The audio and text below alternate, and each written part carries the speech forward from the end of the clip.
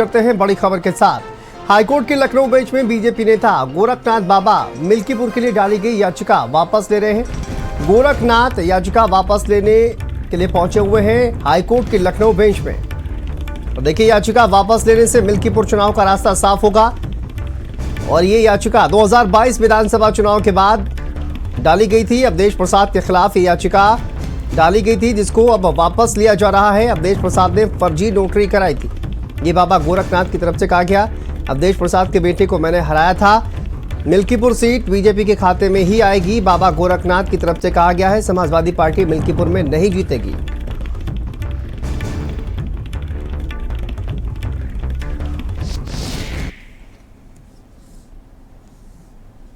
ये बताया कि मिल्कीपुर का चुनाव तारीख नहीं आई तो काफी निराशा हुआ हमारे मन में भी और कार्यकर्ताओं के मन में भी कि ये क्या हो गया। पता चला कि पिटीशन की वजह से ये नहीं हो पाया है, तो तत्काल हम लोगों ने अधिवक्ताओं से संपर्क किया, संगठन के लोगों से संपर्क किया और मैं लखनऊ आ गया हूं और मैं हाईकोर्ट जा रहा हूं अधिवक्ताओं के साथ अपने। 2022 में जब मुझे पता चला कि उन्होंने बोकस कागज पर जिस पर उन्होंने नोटरी कराई थी, वो नोटरी करता वकील साहब 6 साल पहले उनका लाइसेंस खत्म हो गया था, तो एक प्रकार से वो कागज जो है वो गलत है, वो जालसाजी कागज था, गलत कागज था, उसमें उन्होंने शपथ ली थी। तो मेरा क्लेम यही था कि उसको निरस्त किया जाए। तो वो मामला चल रहा था, पर उनके इस्तीफे के बाद से वो शून्य हो जाना चाहिए, पर आयोग ने संज्ञान लिया है, तो उनका सम्मान है और आज हम लोग जाएंगे कोर्ट में और उस याचिका को वापस ले लेंगे। एक इलेक्शन पिटीशन हमारी फाइल हुई थी 2022 में अवधेश प्रसाद जी के खिलाफ, जो जालसाजी उन्होंने कागजों को हेरफेर लेकर किया था। जो एफिडेविट, जो आधार होता है रिप्रेजेंटेशन ऑफ पीपल एक्ट, जो कहता है कि एफिडेविट एकदम एक भी उसमें कॉलम गलत नहीं होना चाहिए। अगर एक भी कॉलम आपका गलत हुआ तो आपकी सदस्यता रद्द हो जाएगी। यहाँ तो पूरा का पूरा एफिडेविट ही फर्जी था, क्योंकि जिससे नोटरी की थी उसके पास नोटरी का कोई राइट ही नहीं था, नोटरी का कोई अधिकार नहीं था, ना उसके पास कोई लाइसेंस था। तो उसी आधार पर माननीय उच्च न्यायालय गए थे, उसको माननीय उच्च न्यायालय ने स्वीकारा भी और उसको संज्ञान लेते उन्होंने नोटिस जारी किया था। मामले में सुनवाई चल रही थी और लगभग निर्णायक मोड पर यह मामला पहुंच चुका था, लेकिन उससे पहले विधानसभा से उन्होंने इस्तीफा दे दिया, क्योंकि उनका मेरा पार्लियामेंट वो चुन लिए गए थे। तो उसकी वजह से हमने भी उसको प्रेस करना नहीं उचित समझा। लेकिन अभी जब इलेक्शन कमीशन ने ये घोषणा करी कि इलेक्शन पिटीशन की वजह से ये चुनाव में देरी होगी, तो हमने ये डिसाइड किया है कि हम माननीय कोर्ट को संज्ञान में ये डालेंगे। अगर कोर्ट आदेश करता है तो हम इसको या तो विड्रॉ कर लेंगे या कोर्ट से हम रिक्वेस्ट करेंगे कि इसको डिस्पोज ऑफ कर दिया जाए, क्योंकि ये इनफेक्शियस हो चुकी है पिटीशन।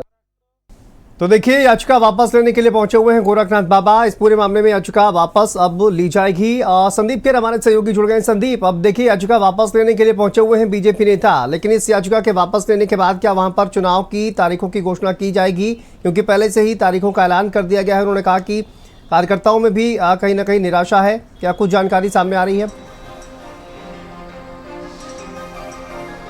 देखिए, स्वाभाविक सी बात है शांतनु, जैसा कि सभी को पता है कि देखिए 2022 के चुनाव में अवधेश प्रसाद ने जो कागज जारी किए थे जिसपे वकील ने नोटरी करी थी, वो फर्जी थी। इसलिए क्योंकि जो वकील का रजिस्ट्रेशन है वो 6 साल पहले खत्म हो चुका था, यानी उस समय पर भी सवाल उठे थे। लेकिन खुद अभी वकील साहब बता रहे थे कि अवधेश प्रसाद संसदीय में चले गए और ये जो सीट है ये खाली हो गई। कल सभी लोग इंतजार कर रहे थे कि मिल्कीपुर चुनाव की जो है वो तिथियां घोषित होंगी, लेकिन बाबा गोरखनाथ से बात हुई, उन्होंने कहा कि जब तिथियां घोषित नहीं हुई तो मैंने जो अपने विधिक राय है ली, तो ये पता चला कि जो 2022 में मैंने पिटीशन दाखिल करी थी उसकी वजह से जो है वहां पर चुनाव आयोग ने तिथियों को घोषित नहीं किया है। तो आज उन्होंने अवधेश प्रसाद के खिलाफ जो याचिका डाली थी, आज उसको वो हाईकोर्ट में वापस लेने के लिए पहुंचे और उनका कहना यह है कि हम कोर्ट से चुनाव नहीं बल्कि हम चुनाव को लड़कर जीतना चाहते हैं। जबकि एक इसका दूसरा पक्ष ये भी होता है कि वहां पर अगर कोई ऐसी गड़बड़ी पाई जाती है तो दूसरे प्रत्याशी को विजय घोषित कर दिया जाता है। लेकिन उनका कहना यह है कि हम चुनाव लड़ेंगे और वहां पर जो है भारतीय जनता पार्टी के पक्ष में ही सभी जो वहां के जो वोटर्स हैं वो हैं। क्योंकि देखिए, अवधेश प्रसाद के समय में तमाम तरीके की, जैसा इनका कहना यह है कि अनियमितताएं सामने आई थी, चाहे उनके वकील का रजिस्ट्रेशन समाप्त हो, चाहे इस पूरी प्रक्रिया को ही उन्होंने जो है वो फर्जी करार दिया है। अभी कोर्ट के बाहर ही मेरी उनसे मुलाकात हुई बाबा गोरखनाथ से और उन्होंने कहा है कि हम अंदर जा रहे हैं और हम अपना एक पक्ष रखेंगे और इसके बाद मिल्कीपुर चुनाव की जो है वो तिथियां घोषित हो जाएंगी, क्योंकि इस पर राजनीति बहुत हुई।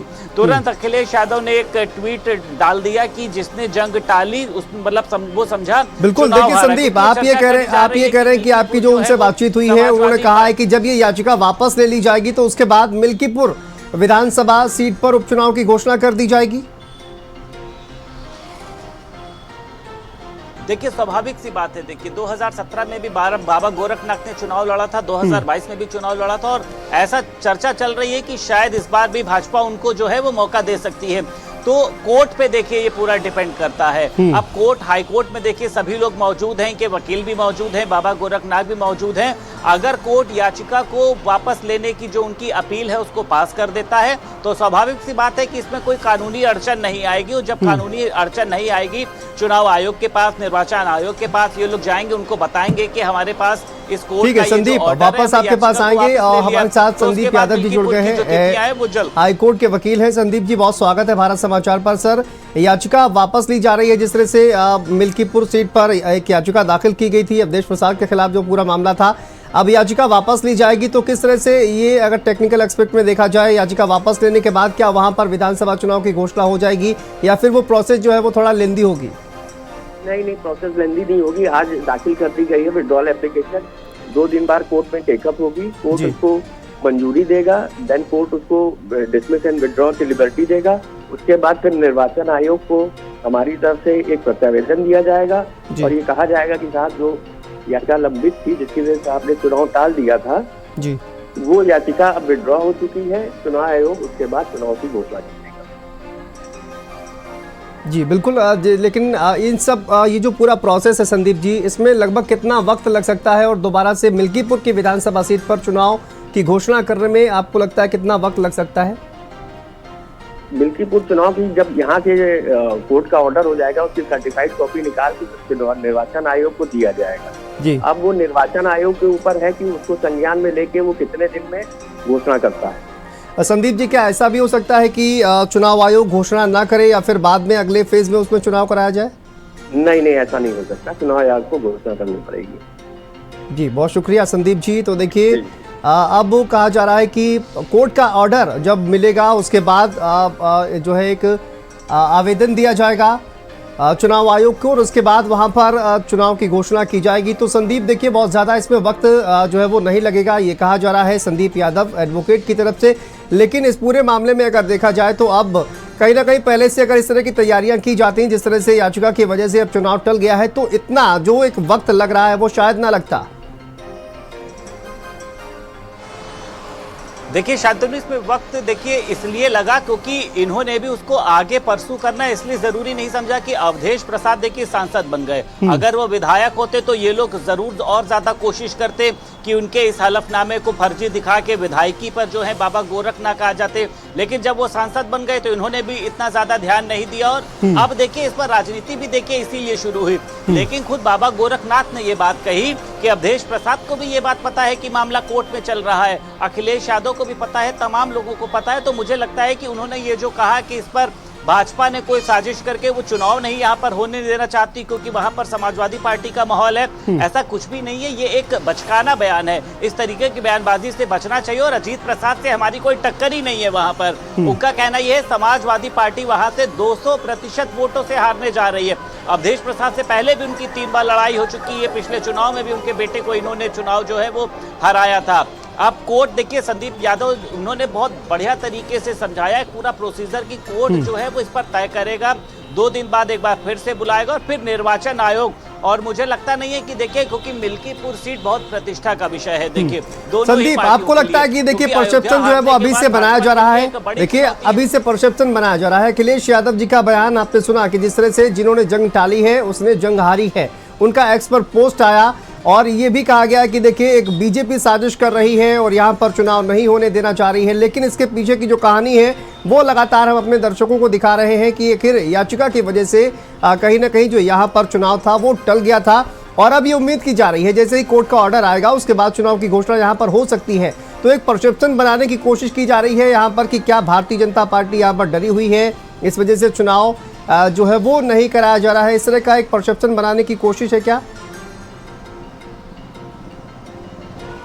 नहीं देखिए शांतनु, इसमें ऐसा कुछ भी नहीं है, क्योंकि अगर भारतीय जनता पार्टी वहां पर चुनाव कराने नहीं देना चाहती तो आज बाबा गोरखनाथ कोर्ट ही नहीं पहुंचते। और बाबा गोरखनाथ कोर्ट पहुंचे, इसका ये मतलब है कि भाजपा चाहती है वहां पर चुनाव हो। खुद बाबा गोरखनाथ ने कहा कि हम कोर्ट से नहीं बल्कि हम लड़कर चुनाव जीतना चाहते हैं, क्योंकि अगर विधायक जो है वो अपनी याचिका वापस नहीं लेंगे तो किसी कीमत पर मिल्कीपुर में चुनाव ही नहीं होगा, बल्कि इस पर जो है आगे केस लड़ा जाएगा कि आखिर क्यों इसमें अवधेश प्रसाद भी आगे चलकर फंस सकते हैं कि उन्होंने फर्जी मामले में जो है एक वकील से पूरा अपना जो एफिडेविट तैयार कराया था। तो ऐसा कुछ भी नहीं है कि इसमें किसी भी तरीके की राजनीति हो। समाजवादी पार्टी के राष्ट्रीय अध्यक्ष को भी ये बात पता थी कि इस सीट को लेकर एक मामला मुकदमे में चल रहा है, अवधेश प्रसाद को भी पता था। अब देखिए राजनीति है वो कहीं ना कहीं से होती है, तो अखिलेश यादव ने एक ट्वीट कर दिया, लेकिन इसमें कहीं पर कोई राजनीति नहीं है, पूरी एक कानूनी अड़चन है। जो याचिका उन्होंने डाली थी और अब वो उसको विड्रॉल करना चाहते हैं। जैसे ही कोर्ट से इस बारे में जो है पूरा निर्देश मिलेगा, निर्वाचन आयोग को एक लेटर भेजा जाएगा और जिसके बाद, क्योंकि देखिए अभी 13 नवंबर बहुत दूर है जब यूपी उपचुनाव की जो तारीखें आई हैं, मुझे लगता है 8-10 दिन में देखिए मिल्कीपुर की जो तिथियां हैं वो भी घोषित हो जाएंगी। ठीक है, बहुत शुक्रिया संदीप आपका इस तमाम जानकारी के लिए। चलिए आगे बढ़ते हैं। सहारनपुर से खबर सामने